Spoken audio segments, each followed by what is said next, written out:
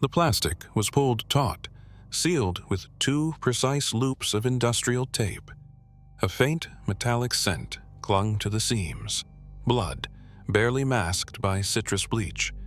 The shape inside was unmistakable, human, compressed into the kind of trash bag sold to control odor from decomposing waste. It rested quietly in the corner of the apartment, wedged between a cheap dresser and the wall. The room was cold. Air conditioning had been left running at full blast for hours, artificially preserving what the killer couldn't clean. There was no sign of forced entry, no shattered glass, no furniture disturbed in panic. The only disruption was the absence. No one had seen Renee Larissa Gagnon, Lee, since the morning of June 3rd. She was last heard from in a message saying she would spend the night at Christopher Wade's apartment. According to Wade, she left shortly after arriving, got into a silver truck, drove off. That was the story he repeated. But Lee never left that room.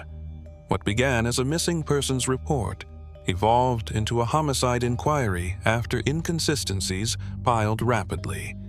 The vehicle Lee supposedly entered didn't exist. Her own car was still parked outside Wade's apartment, undisturbed. Friends reported that Lee never went anywhere without her phone, yet all calls went straight to voicemail. Surveillance footage from nearby buildings showed no record of any truck, no exit, no escape. When the crime scene was eventually processed, traces of blood were located beneath the fitted bedsheet, along the mattress seams, and on the plastic lining of the window. The amount was minimal, carefully cleaned.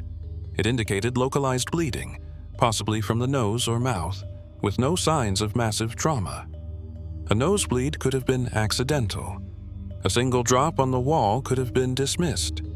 But the combination of bleach, a stripped bed, and missing sheets signaled a controlled effort to erase evidence.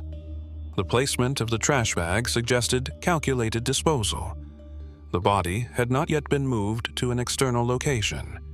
Instead, it had been temporarily hidden, awaiting a time when its removal would draw less attention. This behavior aligned with organized offenders who exhibit high cognitive control during and after the act. Such individuals rarely act impulsively. Their actions stem from rehearsed scenarios, often imagined repeatedly in fantasy before being actualized. Christopher Wade displayed typical characteristics of this offender profile. Known for his academic interest in criminal justice, Wade had been studying the very interrogation techniques later used against him. He had no prior criminal record, but maintained writings that detailed violent sexual fantasies and control-based rituals. In particular, his fixation on submissive female archetypes, often coupled with trauma or addiction, pointed to a pattern of targeting vulnerability, not by chance, but by design. The nature of the cleanup, the positioning of the body, and the delay in disposal all indicated that Wade did not panic after the act. Rather, he took time to think through each step. This spacing of behavior, often referred to as a cooling-off period, suggests that the murder was not a heat-of-the-moment event. It was likely the culmination of a longer psychological process, one fueled by control, entitlement, and possibly latent sadistic impulses. The scene inside the apartment was disturbingly quiet. No overturned furniture, no broken items, no indication of a struggle that would match Wade's later claim that Lee attacked him with a knife. On the contrary, the orderliness of the space implied submission, or, more likely, physical overmatching. Lee was 90 pounds. Wade was over 6 feet tall. The presence of a duct-taped kitchen knife near the bed, not one taken from a drawer, but pre-placed, raised the question of whether it was ever intended for defense at all. Wade claimed Lee attacked him, demanding drugs. He claimed he had no choice. But behavioral analysis shows that in many control-driven homicides, the narrative of self-defense is constructed post-crime, not as a reaction to danger, but as a means of justification. The more time passes after the act, the more elaborate the justification becomes. Wade's later statements were filled with self-protective phrasing, distancing language, and strategic omissions. At no point did he express concern for Lee's well-being, only for the consequences he might face. This aligns with core traits found in psychopathy-adjacent profiles: lack of empathy, manipulative behavior, and the ability to mirror concern while remaining emotionally detached. Individuals like Wade often practice moral masking, blending in socially, performing kindness when observed, but engaging in predatory behavior in private. Their violence is often not explosive.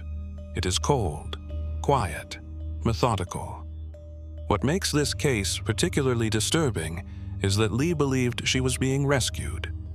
She had agreed to stay with someone who offered stability, a safe place to recover, someone who had known her from school, but Wade wasn't offering safety. He was offering containment, control. And when Lee failed to conform to the role he had assigned her in his mind, she became disposable. The apartment, sealed by silence and chilled air, became the final stage of a performance Wade had likely imagined many times. In fantasy, the victim is compliant. In reality, they resist. That resistance, however minimal, is often enough to trigger the shift from control to eradication. Yet in all of this, the planning, the execution, the concealment, there remains one question left unanswered. Why didn't he get rid of the body sooner? That hesitation may reveal more than any confession ever could. Renee Larissa Gagnon was not invisible. She was not isolated in the conventional sense, nor socially rejected. She had friends, family, and a brother who remained closely connected to her throughout her adolescence. Yet, by the time she reached 19, she fit almost every profile marker that predators like Christopher Wade seek. Emotionally vulnerable, economically unstable, and psychologically fragmented by addiction and abandonment. She became what is often referred to in behavioral criminology as an opportunistic target, accessible, malleable, and unlikely to resist prolonged manipulation. At the time of her disappearance, Lee had recently left school and lost her primary residence. Her romantic relationship had collapsed, and she was actively trying to recover from heroin addiction. These were not simply unfortunate circumstances. They were destabilizing factors that left her identity in flux. In psychological terms, she was in a state of transition, highly susceptible to influence, approval-seeking, and desperate for structure. That is the moment individuals like Wade insert themselves, not as threats, but as solutions. In communication records, Lee often expressed feelings of unworthiness and hopelessness. Posts from her social media in the weeks prior to her death reveal a growing sense of internal disintegration. Statements about not sleeping, feeling like a burden, and questioning her self-worth despite efforts to change. Such language indicates not only depression, but a severe rupture in self-concept. A person in this state is more likely to accept help from peripheral figures, especially those who present themselves as calm, intelligent, or emotionally supportive. Christopher Wade understood this dynamic. While their prior connection was limited, he initiated renewed contact with Lee under the pretense of concern. He offered her a place to stay, posed as a stable presence, and framed his support as unconditional. This method of approach mirrors grooming behaviors often seen in predatory relationships, beginning with perceived altruism, escalating into dependency, and ultimately leading to control. The subject gains psychological authority over the target without overt coercion. By the time control becomes visible, resistance feels futile or inappropriate to the victim. Wade's calculated insertion into Lee's life followed a classic pattern. He did not exploit her in public or challenge her autonomy directly. Instead, he allowed her to believe she was making decisions freely, including the choice to stay at his home. This illusion of agency is critical in manipulation-based targeting. It decreases the likelihood of immediate suspicion and increases the probability that the victim will internalize blame when things begin to deteriorate. For someone like Lee, already conditioned by guilt, substance dependence, and social instability, this dynamic would have been profoundly disarming. It is important to note that individuals in Lee's psychological condition often oscillate between seeking help and pushing others away. They test relationships, searching for consistency. Wade's ability to remain available without judgment positioned him as safe, in contrast to others who may have expressed frustration with her behavior. But his motivations were not support-oriented. They were predatory. The act of rescuing her gave him leverage, superiority, and a sense of entitlement to her compliance. In his mind, that support may have created a debt she was expected to repay, emotionally, physically, or both. When examining the events leading up to her death, there are no recorded incidents of Lee expressing fear toward Wade. That absence is telling. It suggests she did not perceive him as dangerous. In forensic victimology, the lack of defensive indicators, no texts expressing suspicion, no avoidance behavior, no last-minute change in plans, points to a high level of perceived trust. She walked into the apartment willingly. She likely did not expect to die there, but trust, once weaponized, becomes the most efficient tool of subjugation.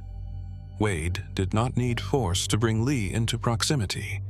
He needed only to appear benevolent, long enough for her to lower her defenses.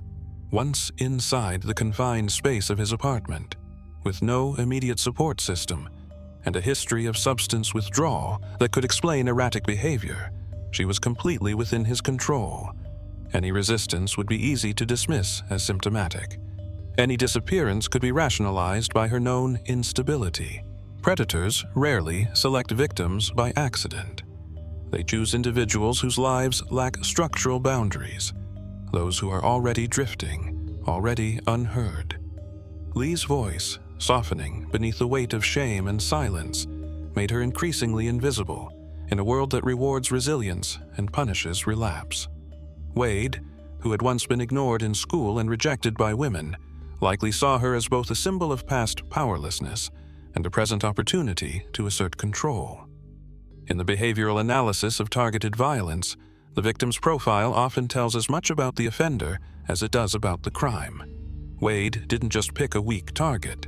He picked the one who would thank him first, apologize second, and not be missed for days. That is not chance.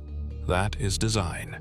What remains unclear is how long Wade had been watching, waiting, rehearsing this outcome in his mind. How many others had nearly become the target before Lee finally said yes. Christopher Wade was not chaotic. He was composed, deliberate, and outwardly well-mannered. His demeanor, quiet, helpful, intellectual, stood in stark contrast to the nature of the crime he would later confess to. That contradiction is central to understanding his behavioral profile. Offenders of his type rarely appear threatening. They construct a facade that operates as both shield and weapon, allowing them to gain trust while concealing latent drives for domination, control, and, in some cases, violence. Wade's personal history showed no record of overt abuse, trauma, or psychiatric hospitalization. However, subtle markers of maladaptive social development appeared early. Classmates described him as distant and emotionally detached, with a tendency to observe rather than engage. Teachers noted his intelligence, especially in psychology and criminal justice coursework, but also remarked on a pervasive lack of empathy in class discussions, particularly around moral dilemmas involving victimization. This pattern is consistent with early-stage cognitive empathy masking emotional detachment. He could mimic concern, articulate the language of ethics, and appear socially aware without demonstrating effective resonance.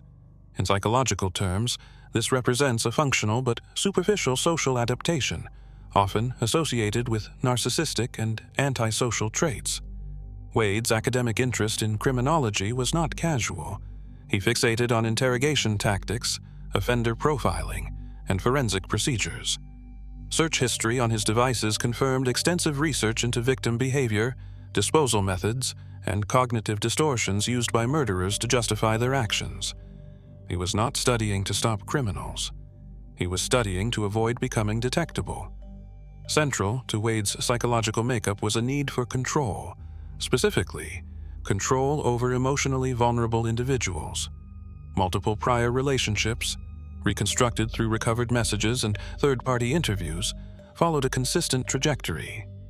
Rapid emotional intimacy, subtle degradation of the partner's confidence, isolation, and eventual emotional dependence. In each case, Wade framed himself as the stable, rational savior. But once dependence was established, his tone shifted. Support became conditional. Autonomy was gradually removed.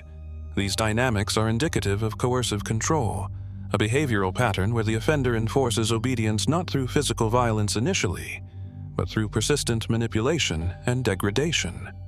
Wade demonstrated this in messages that praised obedience and punished dissent with cold withdrawal or veiled threats. His partners described feeling small, confused, and constantly apologizing. None had filed official complaints. That silence, too, is part of the pattern. What separates Wade from impulsive offenders is the presence of long-term cognitive rehearsal. Notes found in his apartment contained fictionalized scenarios involving power, domination, and female subjugation, often written in second person, as if addressing the victim directly. These were not mere fantasies. They were scripts. Behavioral rehearsal in this form indicates premeditation on a psychological level, where the offender has mentally enacted the crime before ever physically committing it. During the post-arrest interviews, Wade's affect remained flat. He spoke of the killing without emotional spikes, neither rage nor sorrow. When describing the final moments, his phrasing was vague, often passive. "It happened," he said, instead of, "I did it." This linguistic distancing is typical in offenders who view their actions not as choices, but as inevitabilities. Such language reveals an internal narrative where the offender casts themselves as a reluctant agent of fate, not an accountable individual. Even Wade's alleged motive, self-defense, was inconsistent with the forensic evidence and his own behavior. He claimed Lee attacked him, yet made no immediate report. He claimed to panic, yet calmly cleaned the scene and prepared the body for disposal. He demonstrated knowledge of blood-cleaning agents, odor control, and temperature regulation for delaying decomposition. Each step was executed with care, not panic. When viewed comprehensively, Wade's actions align with high-functioning, low-effect offenders who construct a dual identity. One for public consumption, another for private control. He was methodical, emotionally disconnected, and highly aware of how to manipulate perception. The gentleman persona was not accidental. It was engineered. The lingering question remains whether this was a one-time event driven by a unique convergence of circumstances, or whether Wade had already crossed moral thresholds in ways that simply escaped detection. The presence of violent writings, the psychological grooming of prior partners, and the careful orchestration of the crime scene all suggest this may not have been his first rehearsal, only his first execution. The confession did not come out of remorse. It came after pressure mounted, after inconsistencies in Christopher Wade's story began to unravel, and after evidence directly contradicted his version of events. The narrative he chose to present, one where Renee Gagnon attacked him with a knife and forced him to act in self-defense, fit a familiar template. It was simple, self-exonerating, and fundamentally implausible. But more telling than the content of the confession was the manner in which it was delivered. Wade portrayed the sequence of events as sudden and chaotic. He claimed that Lee became aggressive, demanded drugs, and lunged at him with a weapon. He described himself as overwhelmed, afraid, acting instinctively to survive. However, his actions following the alleged altercation were neither chaotic nor fearful. He did not call for help. He did not report an attack. Instead, he calmly cleaned the apartment, stripped the bed, and sealed the body in a trash bag designed for odor control.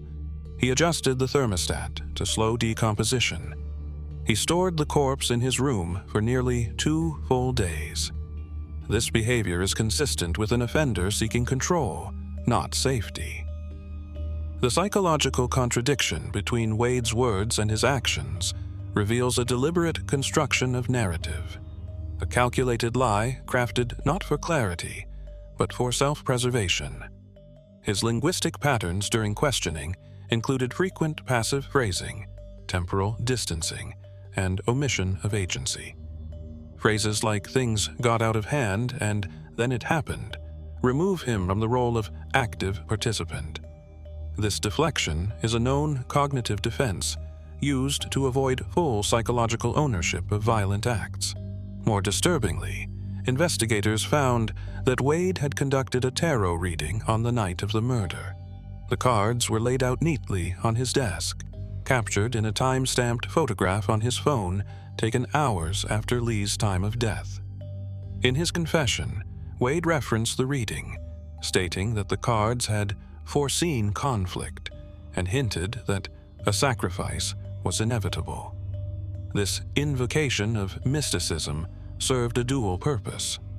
First, as a psychological buffer, allowing him to frame the act as fated rather than chosen, and second, as a tool of narrative manipulation. By assigning symbolic meaning to his actions, he attempted to obscure personal accountability under the guise of cosmic inevitability. This strategy is not uncommon among offenders with narcissistic or delusional traits. The use of external systems, whether religious, mystical, or philosophical, to justify violence provides psychological distance and an illusion of moral authority. Wade's choice to incorporate tarot, a system he had studied extensively, is especially significant. He was not acting on impulse. He was building a framework in which his victim's death could be explained, if not excused. Further evidence of narrative planning emerged in text messages sent after the murder. Wade contacted mutual acquaintances, subtly laying the groundwork for his story. He claimed Lee had left his apartment in distress. He referenced past behaviors of hers, implying instability and volatility. These messages were crafted carefully, always plausible but never provable, reinforcing the image of himself as a rational man caught in an irrational situation.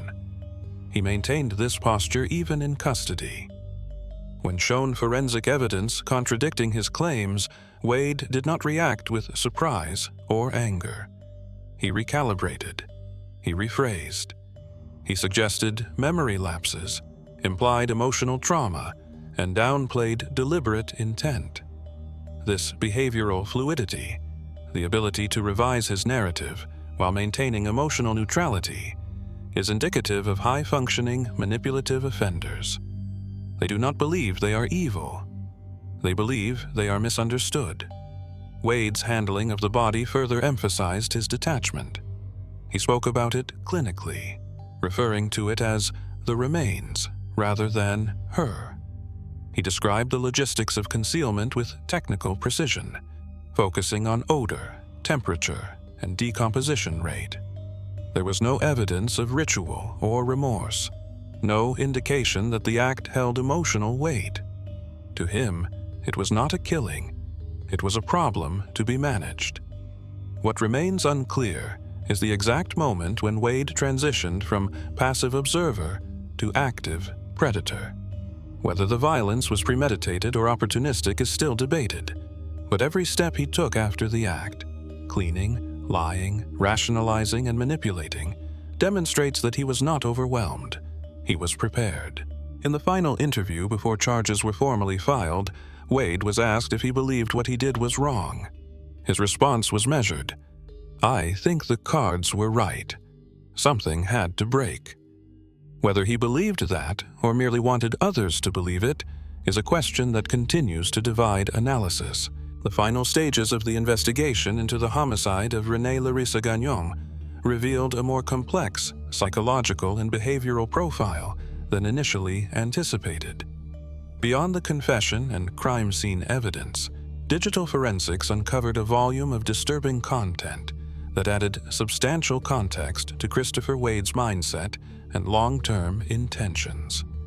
On his personal laptop, investigators discovered encrypted folders containing written narratives, annotated scripts, and digital journals, many of which depicted scenarios involving psychological domination, physical restraint, and female subjugation. These were not mere creative exercises. They consistently mirrored the structure and language of real interactions Wade had with women over several years. One document, titled "Ownership," outlined a fictional set of rules for a submissive partner. Its tone was prescriptive, devoid of affection, and emphasized absolute control over bodily autonomy. Many of its phrases appeared, nearly verbatim, in Wade's actual messages to Lee. More alarmingly, forensic analysts recovered deleted search history involving underage exploitation materials. Though no direct evidence of distribution was found, possession of such material alone confirmed a pattern of deviance extending beyond adult coercion. When confronted, Wade denied interest in minors, claiming it was research. The justification was consistent with earlier rationalizations: intellectual detachment, masking deep-seated behavioral deviance. Psychological evaluations conducted post-arrest described Wade as emotionally flat, with high cognitive empathy and low affective empathy. He could understand fear, pain, and vulnerability, but not feel them. His remorse was procedural, not emotional.